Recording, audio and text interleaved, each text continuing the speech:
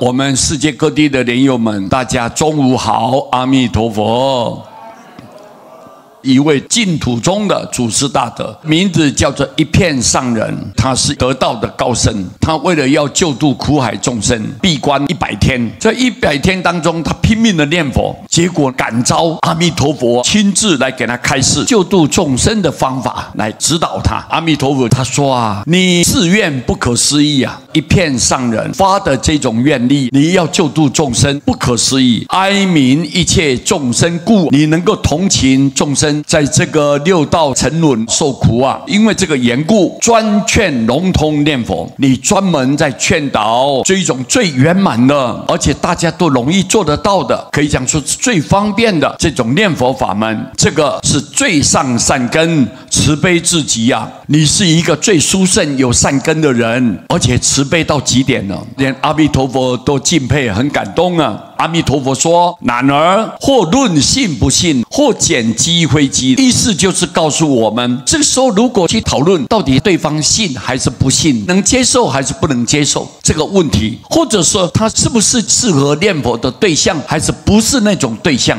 这样子，此亦违佛本愿。这一种要求呢，就违背了佛陀的本愿，佛陀根本的誓愿就违背了。我们不要去讨论他信不信，也不要去讨论他的程度好不好。不去讨论，当来经道灭尽之众生，以后所有的经典都不存在了，进入法灭的年代。那么那个时候的众生如何论信呢？你怎么样去叫他说你要信仰我才度你呢？不可能啊，他的程度没到那种标准啊，如何论机呢？不但不要去讨论他信不信，也不要去讨论他适不适合这个程度，你不要去讨论，而是唯有多少任凭口称念佛。法灭年代那个时候的人，不管他念多念少，随他本身的因缘，只要他称念名号，随身灭除罪障。你每一声念出来，所有的业障就消灭掉了，业障就根除了。佛法流布之今时，目前这种阶段，佛法还算是相当流通的，现在是相当流通的，但是已经是信者少，不信者多啊，已经是信的人都很少了，不相信的人是非常众多啊。广大的众生大多未闻佛法，很多不计其数的众生都没有听到佛法，不懂人生的真实面相，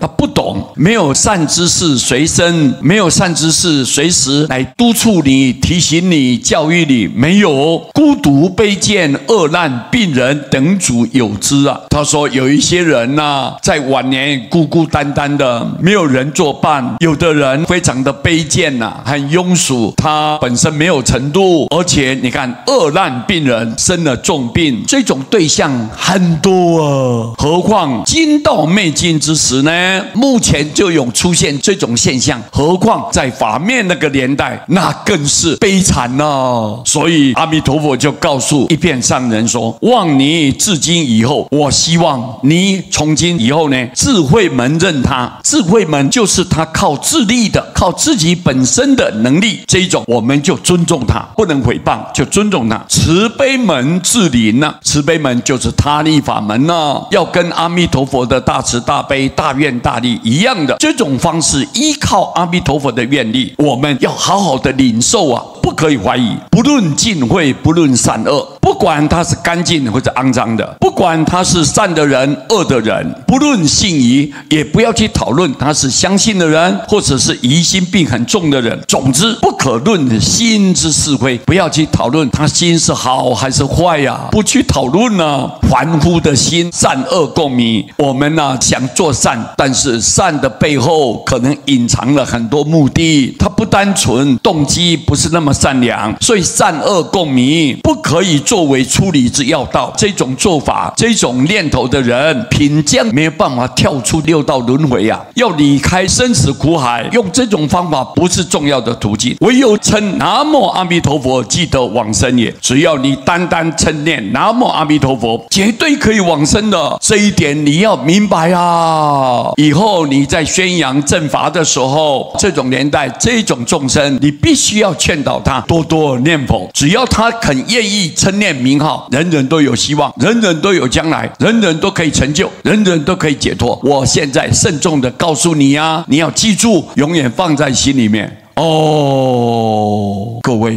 阿弥陀佛太慈悲了，一片上人有这个心，他想要度化众生，但是他不晓得可能有一些我们忽略的问题，佛陀就很明确的给你指引一条道路，不要去讨论众生到底适不适合，信不信，不要去讨论，只要他称念名号，就绝对可以往生的。感谢阿弥陀佛啊，用这样方式来指引我们末法年代的一切苦海众生，让大家都有希望啊！感谢阿弥陀佛啊！今天所有听到这个内容的十方众生，不要辜负了阿弥陀佛的心意啊！阿弥陀佛用这种最简单、最方便、最容易，把门槛降到最低，让所